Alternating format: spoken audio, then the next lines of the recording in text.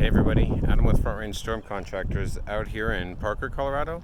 I forget the name of that park, but that's Matsumbaka Road right there, and so that's the park where they shoot the fireworks off on the 4th of July out here in Parker. And I was there this past 4th of July. They didn't have really big hail, but this person called me and asked me to do an inspection because they wanted a second opinion. Somebody came by and knocked on their door, said, you've got hail damage, look at these pictures here. And the pictures just didn't look right to them. So they called me. I came up here and looked. I don't see anything, guys. He had circled a couple of things on the garage door, but unfortunately the lady's driveway just isn't long enough for her trucks to fit in. And so sometimes she has to drive all the way up and kiss that garage door with her trucks. She said there's been some other things too where she, it's obvious that the garage door is hit by a lot of things other than hail. And so the two marks that he thinks on the garage door that are hail, they're most likely not. I looked around the house. Unfortunately, the house was just painted in October, which would have been after any hailstorms, so any damage to the paint from hail would have been covered up when they painted.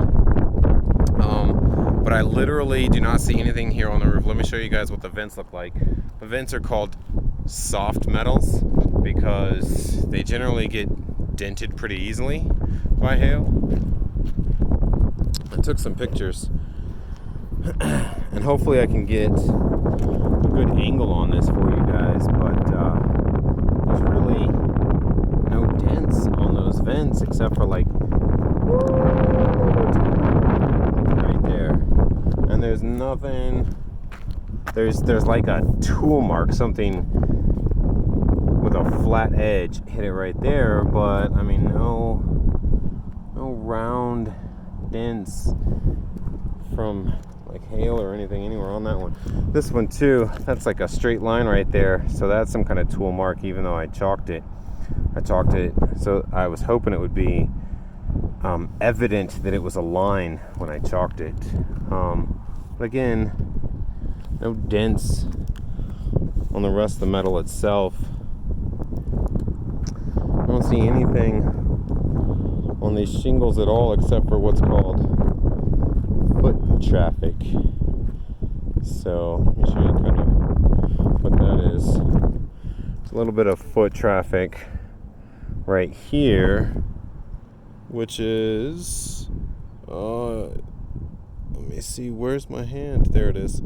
So when the shingles are really warm from the sun, if you step on the edge, it's really pliable, and you could actually break the edge off. And there's another one right there. So there is some evidence of foot traffic, just a little tiny bit, but that's really it. I don't see any hail on this roof. So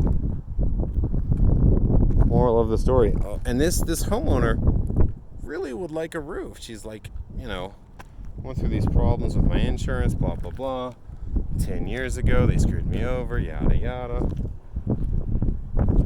I really would like she also said that she said like 10 or 12 years ago insurance was paying for it, but the contractor ran off with the check, one of those things, and so she ended up getting it fixed because the police got involved and other things. But if they ran off with your check, then how good was the job that they actually ended up doing, how thorough was it, and all that stuff. So she wants something that she can feel confident in, but she's just gonna have to wait for the next hailstorm. There's nothing on here at this time.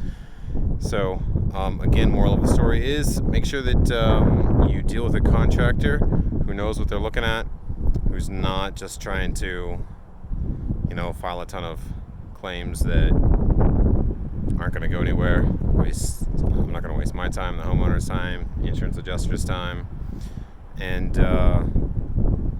get a second opinion if you ever feel like the person who knocked on your door might not know what they're talking about. Have a good one, everybody.